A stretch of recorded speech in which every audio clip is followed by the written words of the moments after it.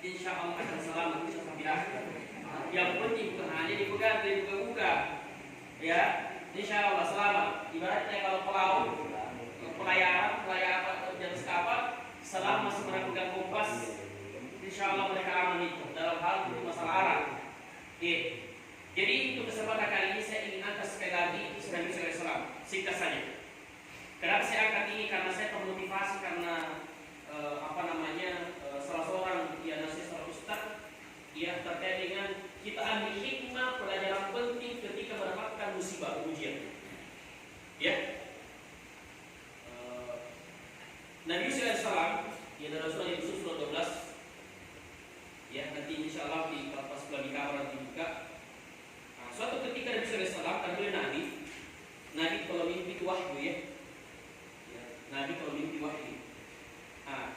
Dalam ayat yang keempat, Iqala Yusuf di Abi. Berkatalah Yusuf kepada bapaknya, siapa Yakub, Nabi Yakub.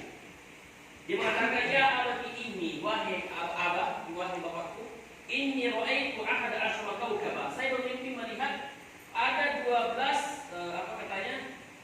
melihat 11 bintang. Kemudian wasyamsu wal qamar ra'aituhum li sajidin. Jadi saya melihat dalam mimpi saya itu ada 11 bintang. Kemudian matahari dan itu sujud di hadapanku.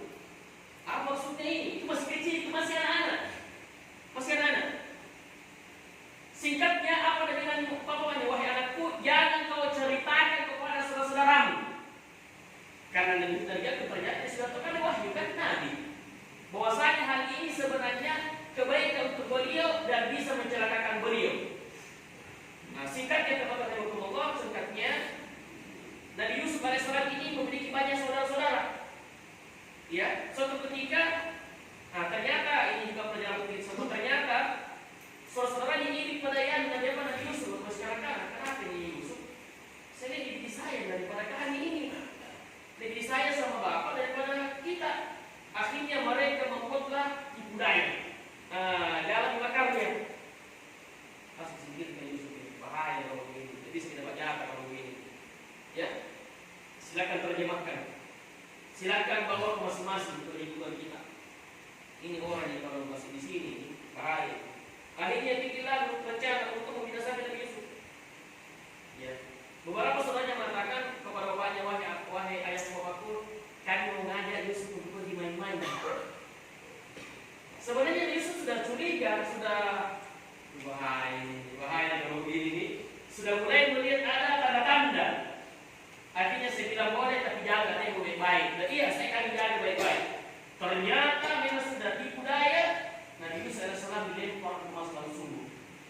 Pertama, pas pulang, pura-pura bawa bapaknya. Dia membawa pakaian yang penuh dengan darah, tapi darah palsu. Kata wahai ayahku, Yusuf adikku di mana orang serigala, Yusuf di mana? Dengan tangisan pura-pura, tangisan yang pura-pura, bahasa Indonesia pura-pura ya. Tangisan yang cuma bohongan ya. Akhirnya itulah yang Nabi Yusuf semenjak membuat bapaknya Yakub bersedih sampai berbuta menangis memikirkan anaknya. Karena saja itu tidak pernah ketemu sampai 40 tahun kemudian. Siapa yang tidak merasa sedih kalau anak begitu yang disayangkan seterusnya. Lanjut. Tidak lama kemudian, dalam perjalanan ada orang jalan, kemudian ada orang mendengar bahwasanya di dalam sumur ini, kenapa anak kecil di bawah? Hanya diambillah, diangkat, kemudian ada yang mengatakan jangan sampai ada bermanfaat, kita ambillah. Diambil anak, dia jual ki. Bayangkan ini perjalanan yang beliau. Berarti yang baik pertama dilempar ke sumur, jatuh dijual. Pada jual ini jauh, Mesir. Jauh sekali, di seberang negara, pokoknya jauh. Otomatis tak menjual dari keluarganya.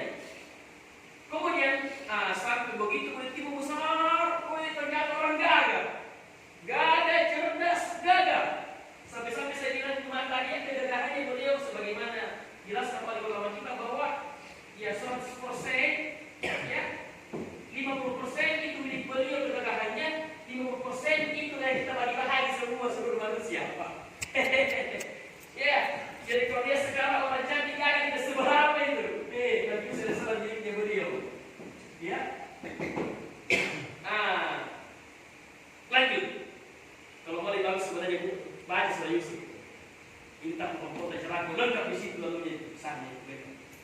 satu-satunya nabi, ya, seluruh nabi kita Muhammad SAW, ya, lengkap kisahnya beliau dalam satu surat, surah Yusuf namanya.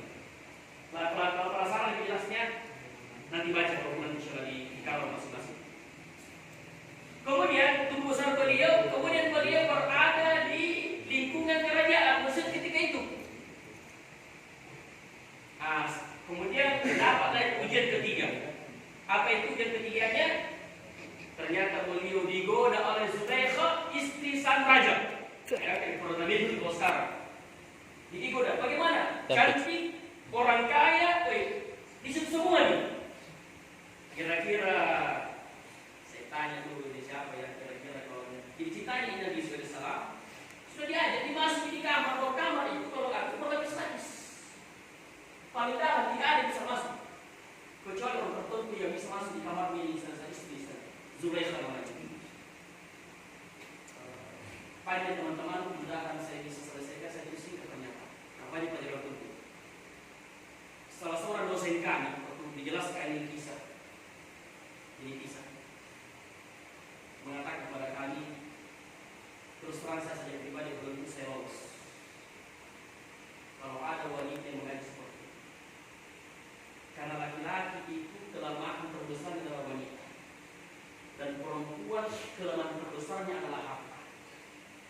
Laki-laki rela menyerahkan semua hartanya demi wanita, perempuan, dan perempuan rela menyerahkan namanya kehormatannya harga ini demi apa? Harta. Maka wanita sudah. Betul tidak? Betul. Jadi sudah barang, jadi sudah. Lanjut. Kata beliau tadi, maka saya saja belum tentu bisa selamat. Ketika Nabi SAW ini sudah berdua dalam kamar ini, tidak ada yang tahu kecuali Allah Subhanahu wa Ta'ala yang mereka. Diajak. Perempuan ini sudah ada nafsu yang memuncak. Nabi SAW, ia sebagai manusia biasa, ia namanya laki-laki, sekut apapun keimanan seseorang, ia normal, ia pasti ada. Tapi beliau Nabi Allah Subhanahu wa Ta'ala yang mulia mendapatkan tanda dari Allah Subhanahu wa Ta'ala. Akhirnya, di sini sudah mulai jadi soal yang berbahaya. Akhirnya beliau mengatakan, saya berlindung kepada Allah, saya takut kepada Allah. Maka Zulaikha mengatakan, kalau kamu tidak mau saya penjara kamu. Pilih mana? Pilih mana? Mau sama saya atau pilih penjara? Kalau kita kira-kira pilih mana? Dulu. Saya mau pilih Zulaikha. Saya saja untuk pilih penjara. Lanjut. Akhirnya karena beliau lebih mengutamakan Allah, takut kepada Allah, karena beliau memahami bahwasanya maksiat itu memang enak pertamanya, tapi itu namanya berenak-enak dahulu, baru bersusah-susah kemudian. Betul tidak? Oke, lanjut. Akhirnya beliau di penjara sejak berapa tahun di penjara, ya karena tidak langsung diponis, langsung mati, ya. Tapi sebelum di penjara, kan sudah tertangkap basah, ya. Akhirnya suaminya mengatakan, Al-Aziz mengatakan kepada istrinya, kita lihat untuk membuktikan siapa yang salah. Apakah Yusuf yang salah atau kamu yang salah? Jadi, masya Allah, saya bisa ngomong sini, tidak, apa? Salah mana? Selompong ini. Apa? Siapa? Arif, masih anak muda terus berapa umur sekarang? Anak muda. Saya kira anggota dewan ini. Karena ada anggota dewan di luar namanya Asnawi Syam, agak mirip dengan beliau. Ada tulis menurut Asnawi Syam dari PKS. Amin. Jadi Nabi SAW, raja mengatakan, kita lihat bajunya. Kalau koyak roti dari belakang dan roti dari belakang, kita lihat. Kalau roti dari belakang berarti yang salah adalah Yusuf. Karena Zulaikha, karena kita kan kita kan lari. Kalau dari depan begini kan pasti bertengkar. Kita untuk dia tidak mau aja. Ada dua ya. Iya. Lanjut. Sedikit bahasa maaf kalau tidak paham bahasa nanti bahasa Makassar aja. Jadi ternyata setelah diperiksa bajunya Nabi SAW, ternyata di belakang yang robek. Nah, istrinya lah salah. Akhirnya karena kan namanya orang istana, kan orang di dalam, mau tidak mau silakan dulu kita. Di penjara Nabi SAW untuk menjaga nama baik istana. Di penjara. Akhirnya terjadilah gosip di mana-mana. Bosnya, woi istrinya Aziz itu, woi selingkuhnya, mau sama pembantu kan pembantu ceritanya bahwa dia di sana, kenapa apa pembantu? Akhirnya Zulaikha ini membuktikan bahwasanya karena sebentar sama dia karena dia jadi bukan, itu luar biasa. Saking aduh dia tertarik luar biasa ya. Akhirnya membuktikan ini, kumpul kami wanita dan bilang, ayo sini, kalau kau tidak percaya. Buktikan nih bahwasanya bagaimana itu gagahnya itu orang itu. Akhirnya dikumpulkanlah itu perempuan-perempuan, ya, istilahnya wanita sosialita namanya, wanita sosialita namanya. Dikumpulkan semua gosip-gosip, dikumpulkanlah.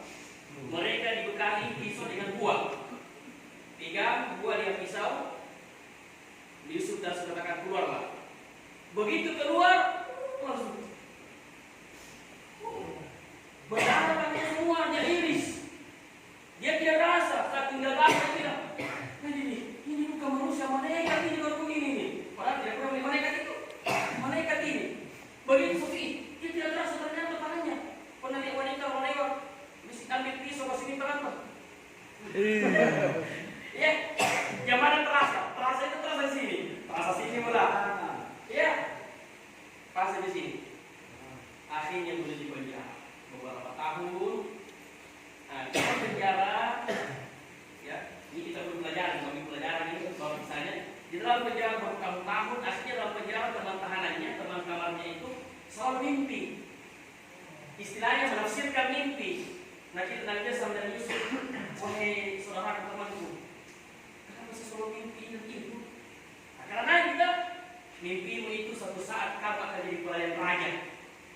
Oke, masuk tahanan bisa sebetulnya jadi pelayan raja. Nah, ternyata betul. Selesai masa tahanannya, ternyata jadi pelayan raja. Nah, jadi ketika pelayan raja ini tadi yang temannya tadi sudah melayani, sudah bekerja, raja juga mimpi. Mimpinya berulang-ulang terus mimpi yang sama. Akhirnya bilang, siapakah di antara kalian yang tahu kenapa mimpi begitu?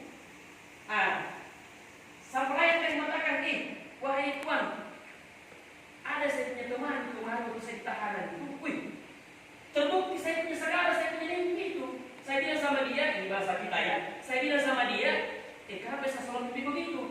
Suatu saat kamu akan dipercaya, sekarang saya bilang raya. Dan siapa namanya Yusuf, jadi penjara di tempat itu. Oh ya, panggil ke sini. Dipanggil ke sini, begitu sampai ke bosnya, begini, akhirnya betul.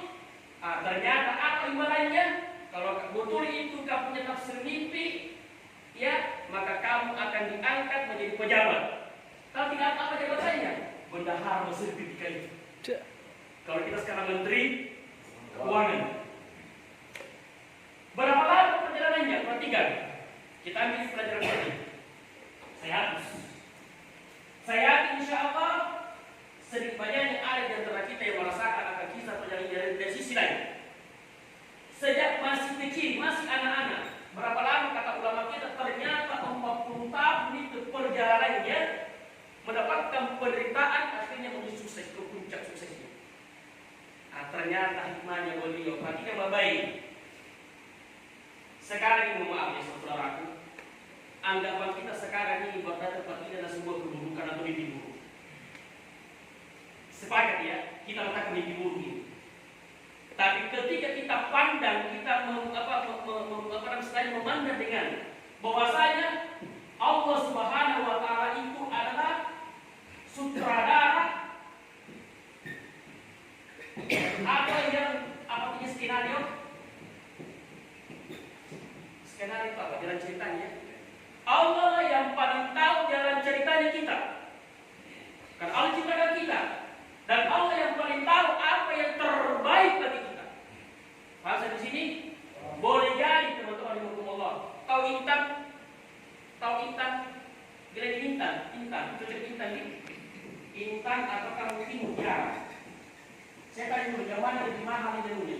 Lebih mahal harganya, intan atau mutiara? Intan. Ah, ternyata saya juga tidak pernah lihat intan. Kalau di intan ya ada. Karena istriku namanya di intan. Ternyata ada status, saya baca salah seorang mahasiswa, kebetulan beliau menempuh pendidikan agama, perguruan tinggi agama mengatakan bahwasannya ternyata intan katanya itu ratusan tahun itu di apa istilahnya mendapatkan tekanan di tempat sehingga muncul maka itu paling mahal. Sekarang boleh jadi teman-teman, bapak-bapak saudara sekalian, tempat ini adalah tempat yang dengannya besok-lusa insya Allah kita akan mendapatkan yang terbaik ketika kita memahaminya dengan baik. Saya tidak ngomongin, saya menangis berlebih. Boleh jadi ini adalah jembatan bagi kita, batu loncatan bagi kita, tempat sementara yang dengannya insya Allah kita akan jauh lebih baik. Tapi kembali pada diri kita, kalau kita mau sadari, boleh jadi tak sedikit di antara ulama kita, banyak ulama. Tahu Buya Hamka? Buya Hamka itu siapa? Gini Hamka, namanya Hamka di sini. Hamka itu singkatan Haji Abdul Malik Karim. Singkatan itu ya. Hamka itu artinya Haji Abdul Malik Karim. Buya Hamka adalah pendiri siapa? Termasuk adalah sesepunya apa? Muhammadiyah. Rezimnya Soekarno ketika itu boleh dipenjara Buya Hamka. Buya Hamka dipenjara. Ulama banyak dipenjara ketika itu. Begitu beliau masuk tahanan, beliau bersyukur kepada Allah. Beliau tidak melihat di penjaranya, tapi beliau lihat sisi lainnya. Ternyata di penjara beliau menyelesaikan tafsir Al-Azhar, tafsir yang sekarang orang ini pakai. Ternyata di penjara beliau lebih banyak dekat kepada Allah Subhanahu Wa Taala. Masa di sini, ditolong ini diambil pelajaran. Ini hanya proses. Jadi ketika ada orang yang susah terus, tidak jangan susahnya ini orang yang susah akan menjadi pemimpin yang di tempat yang berbagai ujian dan cobaan. Sangat penampilannya perbuatan kita itu usaha lain. Tapi kita mau ambil pelajaran penting bahwa selama saya di sini saya manfaatkan sebaik-baiknya untuk mau jauh lebih baik. Malam Sabtu kemarin saya ketemu putra di Borobudur. Putra ya. Saya tidak ada di dalam putra di sini. Saya singgah sholat Isya. Masya Allah, ada putra. Anak bagi anak ini pagi tidak dapat berkali pagi tidak dapat. Ada tahanan anak muda yang berapa tahun pelajaran di sana lagi? 3 tahun lebih ya? 3 tahun lebih. Begitu saya masuk di Borobudur, singgah sholat. Pas selesai sholat langsung datang ciptaan, putra. Alhamdulillah bos. Apa pekerjaan ya biasa pergi majari, alhamdulillah. Sementara seperti itu terjadi. Tapi beliau merasa nyaman dan ingat bilang luar biasa.